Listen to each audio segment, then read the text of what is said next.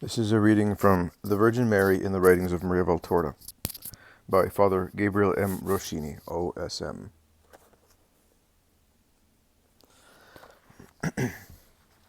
The ultimate reason for redemption and co-redemption. What urged the Redeemer and the co-redemptrix to pay the price of so much suffering to accomplish the redemption of humanity was love, simply ineffable love. One day, when Jesus' heart-rending redemptive passion was imminent, Mary said to Jesus that the Father, whose will they lovingly performed, would help them in that fearful hour. Jesus replied, "Yes, Mother, love will help us, and we will help one another in love. We shall redeem with love." Jesus is now at his mother's side. He puts his hand on her shoulder, and she lifts her face to look up at her dear Jesus. Although handsome and healthy, he is destined to be disfigured by torture and die of 1,000 wounds. She says, with love and suffering, "Yes, together." No one speaks. The apostles and women disciples, sitting around the two main protagonists of the future tragedy of Golgotha, look like statues deep in thought. Aurea, footnote 114, see note 91 on page 149, is petrified on her stool, yet she is the first one to regain her senses. Sliding down on her knees, she lands just beside Mary. She hugs Mary's knees and leans her head on them, saying, "All that for me too. Do I ever cost you both a lot? Do I ever love you both for what I'm going to cost you? Oh, Mother of my God, bless me so I won't cost both of you all that for nothing." Poema 6, page 967 to 968. In response to the inexpressible torments which the Redeemer and the co-redemptrix suffered out of love for us, every redeemed person should repeat, "Do I ever cost much? Do I ever love you both for what I cost you? I hope I won't have cost you both all that for nothing." Jesus' life, as well as mine, Mary speaking, were always guided and prompted by love. Poema 10, page 328. To conclude, we no longer belong to ourselves, as St. Paul said, 1 Corinthians chapter 6, verse 20. Let us belong to Jesus and Mary, who redeemed us at a great price with their inexpressible, meritorious, and atoning sufferings. Mary, dispenser of all graces. So far in Valtorta's writings, we have seen that Mary is indissolubly associated with the Redeemer as co-redemptrix in accomplishing our redemption. With Christ, she acquired all redemptive graces, phase 1 of her mediation. We will now see that the Blessed Virgin is indissolubly associated with Christ also in applying redemption to every individual of the human race. With Christ, she has been dispensing all redemptive graces to all humans, phase 2 of her mediation. Her association with Christ is thus universal in two respects. It applies to all humans, subjective universality. It concerns all graces, objective universality. Jesus tells the seer, faith, hope, and charity come from her. She is God's gate. Temperance, justice, strength, prudence come from her. Grace and graces come from her. Salvation, the God-made man, comes from her. O my Mother, for all, from the pontiff to the last of believers, you are the holy ciborium in which the Eucharist waits until it is given to those who believe. All graces flow through your inviolate body and your immaculate heart. Only those who ask you for mysteries and truths, sacraments and gifts are able to understand them in true wisdom and taste them in good conscience so as to bear fruit. You are a screen between souls and the sun, between God and souls. Mankind can contemplate the divinity through you, and through you, humanity can be offered to the perfect God. You, Mother, having given God to mankind, are now giving mankind to God, teaching it with your smile and your love. Little John, footnote 115. Little John is the affectionate nickname Jesus gave Maria Valtorta, comparing her role to that of John the Evangelist, publisher, Colby's. Always come to me through Mary.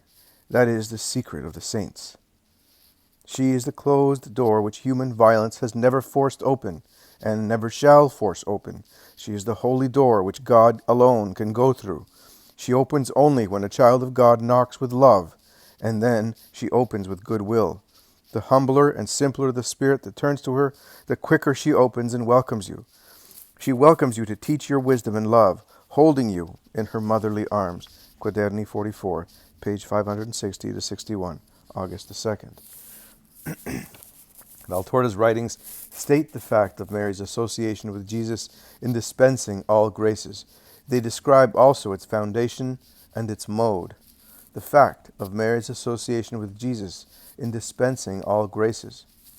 Valtorta describes the three wise men's visit to the child Jesus, after worshipping him and giving him gifts. The Magi take leave, kneeling down once again, kissing Jesus' feet. Mary, bending down over the child, takes his hand and guides it in a blessing gesture over the head of each wise man. Poema 1, page 231. Jesus later addressed Valtorta to draw a kind, significant lesson from Mary's maternal gesture. It is Mary who takes the hand of Jesus, who does not yet know how to bless, and she guides it in the holy gesture.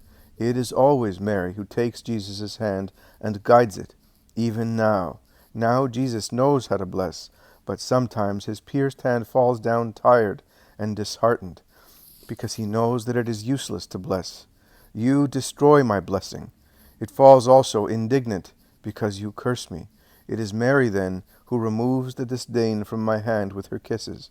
Oh, the kiss of my mother! Who can resist that kiss? And then, with her slender but lovingly irresistible fingers, she takes my wrist and forces me to bless. I cannot reject my mother, but you must go to her and make her your advocate. She is my queen, before being yours, and her love for you makes such allowances that no one can possibly imagine or understand. And even without any word, but only with her tears and the memory of my cross, the sign which she makes me trace in the air, she pleads your cause and exhorts me. You are the Savior. Therefore, save. Poema, chapter 1, page 237. The Virgin described herself. I am the mediatrix of all graces. May 31st, 1953. Jesus' confidences and advice. Valtorta repeats this affirmation many times in equivalent terms. This is the first year of Jesus' public ministry. Levi, a young orphan shepherd, kneels before him, saying, Your servant asks you a favor. Take me to your mother, that I may see the face of a mother. Jesus answers, Come. What is asked in my mother's name, I grant in my mother's name. Poema 2, page 316. Mary's name is most powerful at her son's side. The secret to obtain graces from Jesus is precisely to use the weapon of his mother's word. Such is the lesson resulting from a graceful, idyllic, and significant episode that took place in Jesus' second year of public ministry. Peter, though married, was childless. For this reason, he wished to adopt little Marzium, an orphan, and leave him with his wife when he would be called to travel. He made his request of Jesus, but Jesus refused. Peter went to Mary, begging her to intercede in his favor with her son. She agreed to help. Thus, during a conversation with Jesus, she skillfully led the topic to Peter and said, Peter deserves all respect. Yes, Jesus replies. Peter is very good. I would do anything for him because he deserves it. If he heard you, he would say with his good, frank smile, Ah, my Lord, that is not true. And he would be right. Why, mother? But Jesus smiles, because he has already understood. Because you are not satisfying him by giving him a son. He told me all his hopes, his desires, and your refusals. And did he not tell you the reasons justifying them? Yes, he did. And he added, It is true, but I am a man, a poor man. Jesus persists in seeing a great man in me, but I know that I am a poor fellow, and so he could give me a child. I'd got married to have them, and I will die without any. And he said, pointing at the boy who, delighted because of the lovely tunic bought by Peter, had kissed him, saying, Beloved father, he said, See, when this little creature, whom only 10 days ago I did not know, says that to me, I feel that I become softer than butter and sweeter than honey, and I weep, because every day that goes by takes this child away from me. Mary becomes silent, watching Jesus, studying his face, waiting for a word. But Jesus has placed his elbow on his knee, resting his head in his hand, and is silent, looking at the green expanse of the orchard. Mary takes his hand and caressing it, she says, Simon has this great desire. When I went with him, he did nothing but speak to me about it, and his reasons are so good that I could say nothing to keep him quiet. They are the same reasons that all women and mothers think of. The boy is not strong. If he were as strong as you were, oh, he could have faced the life of a disciple without any fear. But he is so thin. He is very intelligent, very good, but nothing more. When a little dove is so delicate, you cannot throw it in the air to let it fly very early, as you do with strong ones. The shepherds are good, but they are still men. Children need women. Why do you not leave him with Simon? Will you refuse him a son of his own, born of him? Footnote 116. Peter and Porphyria were a childless, barren couple. Editor. I understand the reason.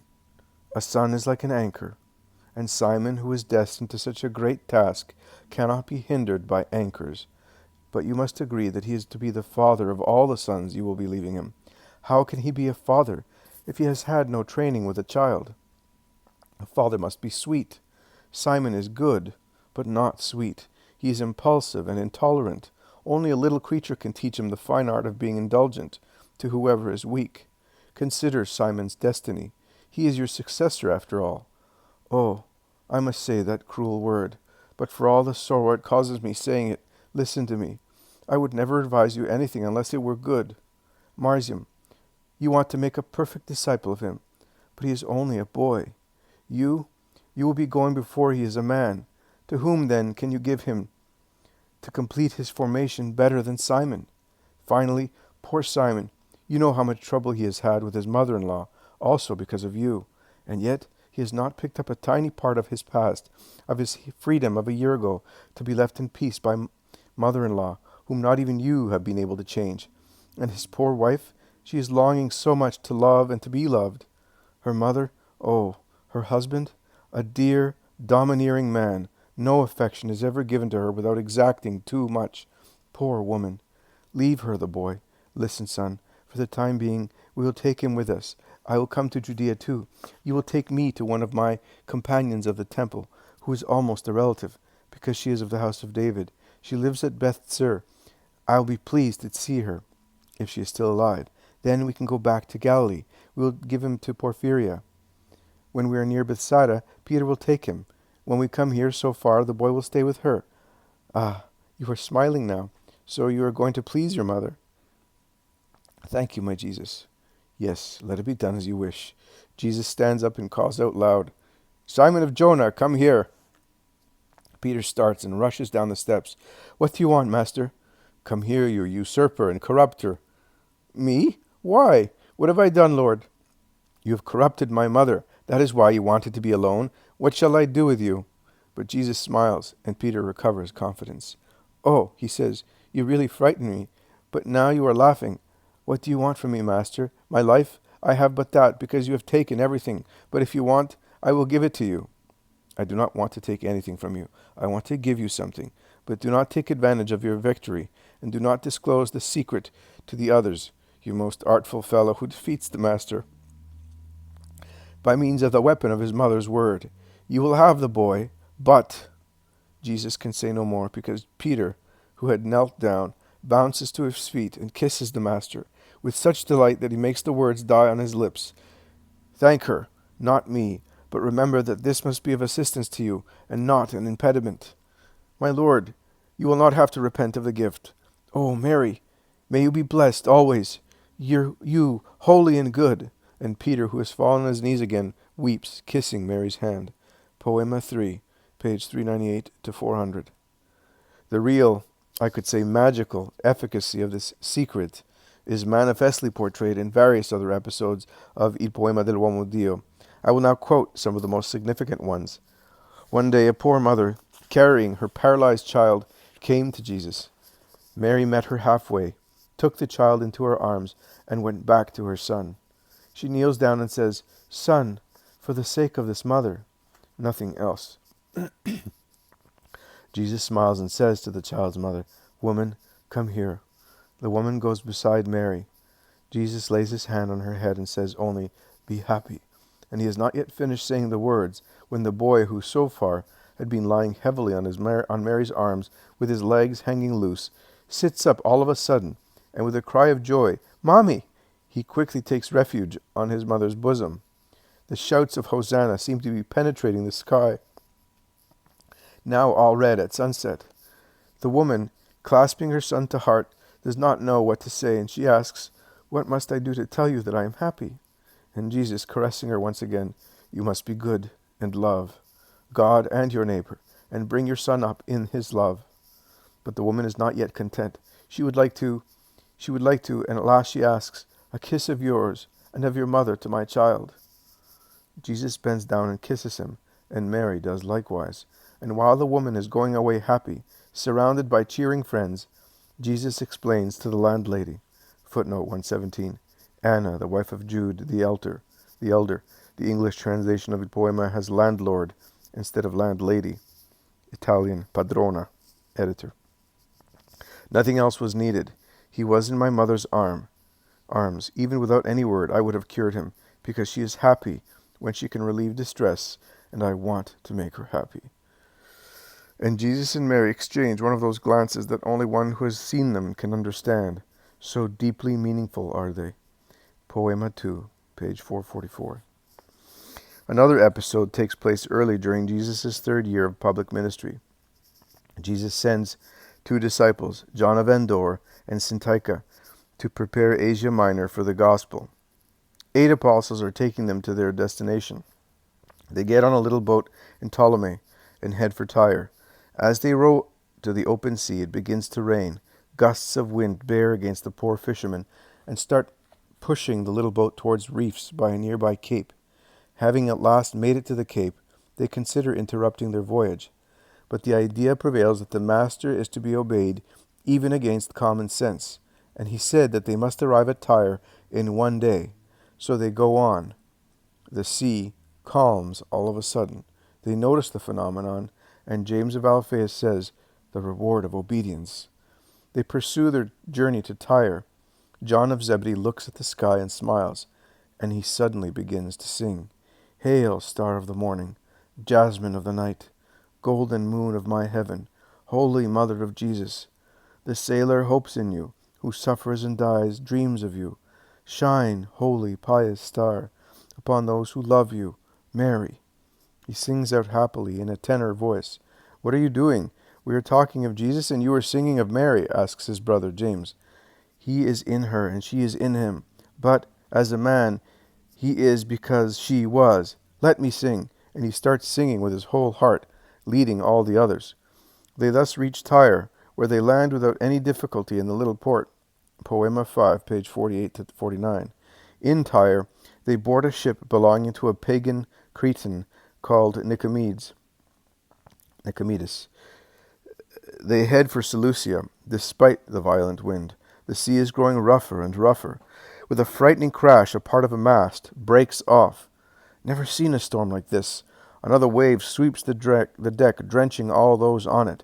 Another whirlwind, and another piece of mast falls, striking a man, who is not washed overboard only because the wave carries him against an obstacle. Ibid, page 56 to 57. The man is cut to the bone, from the temple to the nape of the neck. Grabbing him, Peter takes him below deck. Syntyche motherly takes care of him. When the bleeding slows down, she applies some ointment which the Blessed Virgin had prepared, and begins to pray. Meanwhile, the storm is still raging on the deck, and the ship is pitching awfully. Ibid 58. Nicomedes of Crete decides to offer a sacrifice to Venus. Peter is vehemently opposed. Nicomedes nonetheless lights some incense, throws it into the sea, offers some liquids to Venus, and casts them overboard. The waves, far from calming down, become more and more furious and ominous. The waves wash away all the paraphernalia of the rite, and nearly sweep away Nicomedes as well. Peter shouts, "Some answer from your goddess! It's our turn now. We have one as well, purer than that one made of foam." But then, "Sing, John, as you did yesterday, and we will follow you, and let us see." "Yes, let us see," Nicomedes answers. But if it comes to the worst, I will throw you overboard as propitiatory victims. All right, Peter says. Come on, John. And John strikes up his song, Hail, Star of the Morning. See previously, followed by all his companions, including Peter, who usually does not sing, as he is always out of tune. The Cretan is watching them with folded arms and a smile that is half angry and half ironical. After the song, they pray with their arms stretched out. They then sing louder. They thus alternate songs with prayers without fear or interruptions, although they are struck by the waves. The violence of the waves really begins to abate slowly. The face of the Cretan is a poem of amazement. Peter casts sidelong glances at him and continues praying. John smiles and sings louder. The others follow him, exceeding the roar of the waves more and more clearly as the sea calms down into a normal motion and the winds begin to blow favorably. Peter says to the Cretan, Well, what do you think of it? But what did you say? The Cretan asks. What formula is it? That of the true God and of his holy handmaid. How strange. But that star that you worship, who is it? Venus, isn't it? You should say that you venerate. We worship God only. But she has nothing to do with Venus. She is Mary, Mary of Nazareth, the Hebraic Mary, the mother of Jesus, the Messiah of Israel. Ibid, page 59 to 60.